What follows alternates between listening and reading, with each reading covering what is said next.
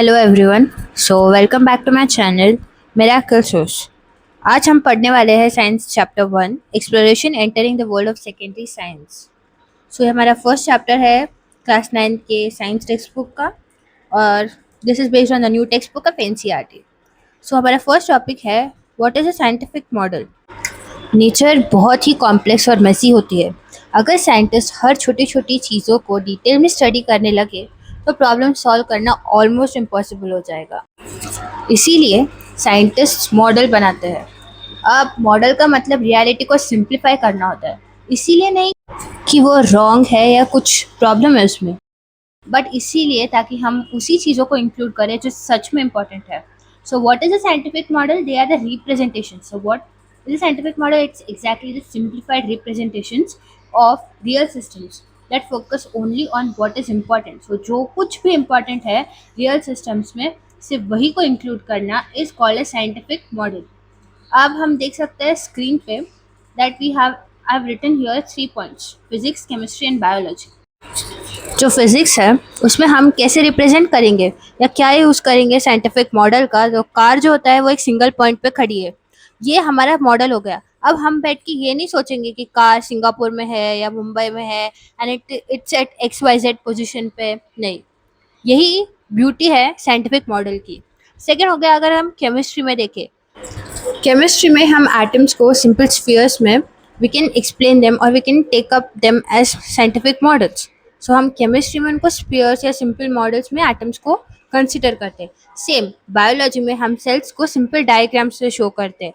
इन सब से हमें क्या पता चलता है कि साइंटिफिक मॉडल्स बहुत हद तक हमें हेल्प करती है इन सब डिफ़िकल्ट और बहुत ज़्यादा कॉम्प्लिकेटेड चीज़ों को एकदम सिंपल टर्म्स में हम रियलिस्टिकली इन रियल सिस्टम्स को रिप्रेजेंट करके सॉल्व कर सके।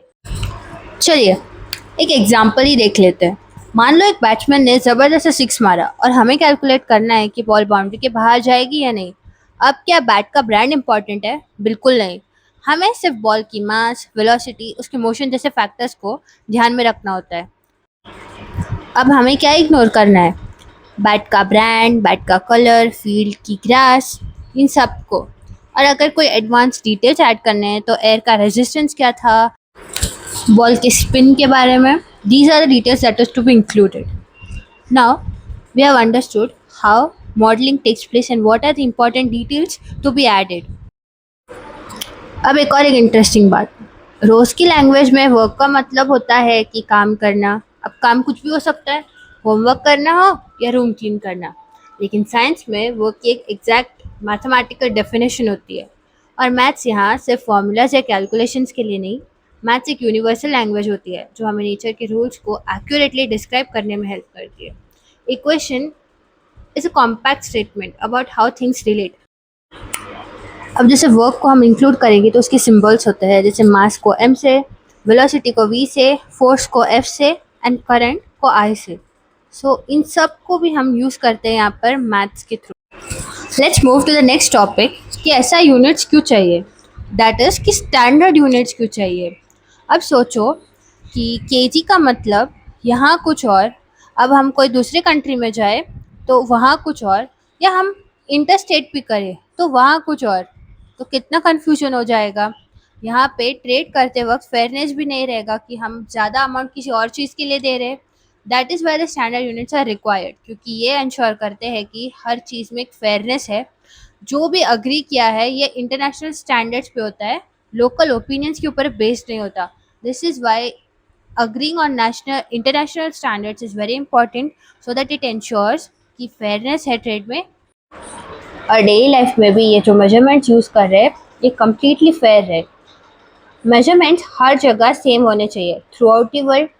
अब स्टैंडर्ड यूनिट्स जो होते हैं ये क्या इंश्योर करते हैं? दे ensure accuracy, fairness and consistency. तीनों सबसे ज़्यादा इम्पॉर्टेंट है। साइंटिस्ट अपने रिजल्ट्स को दूसरे कंट्री के साथ भी कंपेयर कर सकते हैं वेरी इजीली। इंटरनेशनल सिस्टम हमें क्या प्रोवाइड करता है? They provide accepted units. ये यूनिट्स इंश्योर करता है एक्यूरेसी, फेयरनेस एंड कंसिस्टेंसी। अगर किसी साइंटिस्ट को कोई मेथड पे, कोई एक्सपेरिमेंट पे वर्क करना है, they can do it very easily. They can understand what's going on in the different country, use those results here. अगर आपको अब भी लगता है कि यूनिट्स इतनी इंपॉर्टेंट नहीं होती तो एक रियल इंसिडेंट सुनो। एक पैसेंजर प्लेन ने बहुत बड़ी मिस्टेक हो गई। तो क्या हुआ, ग्राउंड क्रू ने फ्यूल कैलकुलेट करते वक्त केजी और पाउंड्स इन दोनों को मिक्सअप कर दिया। अब रिजल्ट क्या हुआ, प्लेन उड़ते उड़ते बीच हवा में ही फ्यूल उसका कम्प्लीटली खाली हो गया। लकीली पायलट्स ने अपने स्किल से प्लेन को ग्लाइड करके इमरजेंसी लैंडिंग करा दी।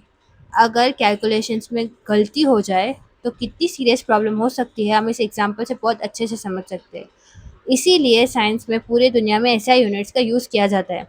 That is what I have tried to show here through the flow chart shows what exactly happened in our example and what was the problem here. Now moving on, now let us move to the next topic, that is law, theory and principle. एक overview ले तो law describe करता है what happens, theory explains why it happens and principle is a general idea that is applied in many situations. Now let's understand what are these in detail. So here goes the first one. What is a scientific law? So scientific law describes a regular pattern in nature. ये क्या बताता है? Pattern जो कुछ भी हो रहा है ना नेचर में वो, इसे हम मैथमेटिकल इक्वेशंस या फिर वर्ड से एक्सप्रेस करते हैं। ये हमें बताता है कि क्या हो रहा है, पर क्यों हो रहा है, it doesn't answer why. So next comes is scientific theory. ये हमें बताता है क्या, देखते हैं।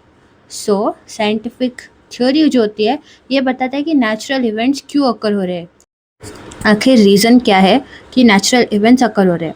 So these are develop from repeated experiments and evidences. So जो भी एक्सपेरिमेंट्स डेवलप हो रहे हैं, जो भी एविडेंसेस हमें मिल रहे हैं, जो रिपीट हो रहे हैं बार बार, इससे हमें साइंटिफिक थ्योरी मिलता है। और ये इम्प्रूव कैसे होता है, जब नए एविडेंस मिलते जाते हैं हमें, तब ये इम्प्रूव होता जाता है। तो this is what is scientific theory. ये हमें बताता है कि क्यों हो रहा है। लॉ हमें बताता है कि हो रहा है, बट क्या हो रहा है वो बताता है, क्यों हो रहा है ये नहीं बताता। It doesn't tell us why, but remember scientific theory हमें ये बताता है कि ये क्यों हो रहा है। That's what is scientific theory. तो अब हमने सीखा लॉ के बारे में, थ्योरी के बारे में, अब हम सीखेंगे साइंटिफिक प्रिंसिपल के बारे में। सो what is scientific principal? Scientific principle एक बड़ा ब्रॉड साइंटिफिक आइडिया होता है। ये क्या एक्सप्लेन करता है? It explains many different situation, जो भी अलग अलग टाइप के सिचुएशंस होते हैं उसको ये एक्सप्लेन करता है। एंड मेजरली जो साइंटिफिक प्रिंसिपल है इसे यूज़ किया जाता है प्रैक्टिकल प्रॉब्लम्स जो भी होंगे उन्हें सॉल्व करने के लिए। That's what is scientific principle. तो हमने अब तक देखा law, theory and this was the principle. Now let us move to the next topic, that is scientific predictions. So ये जो साइंटिफिक प्रेडिक्शंस होते हैं ये गेसेस नहीं होते। जैसे कि आप या हम ये डिस्कस करते या गेस करते रहते हैं कि कल बारिश होगी या नहीं होगी, बट ये ऐसे नहीं होते। Predictions are not guesses in case of scientific predictions. These are based on observations. जो भी वो लैब में ऑब्जर्व करते हैं, जो एक्सपेरिमेंट्स कंडक्ट करते हैं, या फिर जो साइंटिफिक लॉज होते हैं, उनके थ्योरीज होते हैं, उनके ऊपर बेस्ड होते हैं। केयरफुल रीजनिंग होता है, फुल कैलकुलेशन बेस्ड होते हैं कि हाँ ये हो रहा है, so something is happening, so that's the prediction. पर प्रिडिक्शंस तो होते प्रिडिक्शंस ही है, may be they might be wrong. So science learns from mistakes. अगर प्रिडिक्शन मैच कर गया ऑब्जर्वेशन के साथ तो कॉन्फिडेंस उस थ्योरी में बढ़ जाता है दैट इट्स करेक्ट, या फिर हम उस पर विश्वास कर सकते हैं। बट अगर प्रिडिक्शन मैच नहीं करता है then scientist they check the assumptions. जो भी अजम्पशंस है उनको चेक करते हैं, मॉडल को फिर से इम्प्रूव करने की कोशिश करते हैं। तो वो और एक्सपेरिमेंट्स कंडक्ट करते, ट्राई करते, चेक करते कि क्या वो थ्योरी जो उन्होंने निकाली है, जो ऑब्जर्वेशन के ऊपर जो उन्होंने समझा है प्रिडिक्शन, वो करेक्ट है नहीं है, क्यों गलत है। These all steps are being performed and being checked upon. Like if they would reach the correct spot, only then they would move ahead. This is what is scientific prediction. So scientific journey of yours begins now. So science is a human activity जो curiosity, creativity और collaboration से बनता है। ये fairly easy chapter था, so let's see the next chapters that are coming upon in this channel. So do like, share and subscribe. See you in the next video.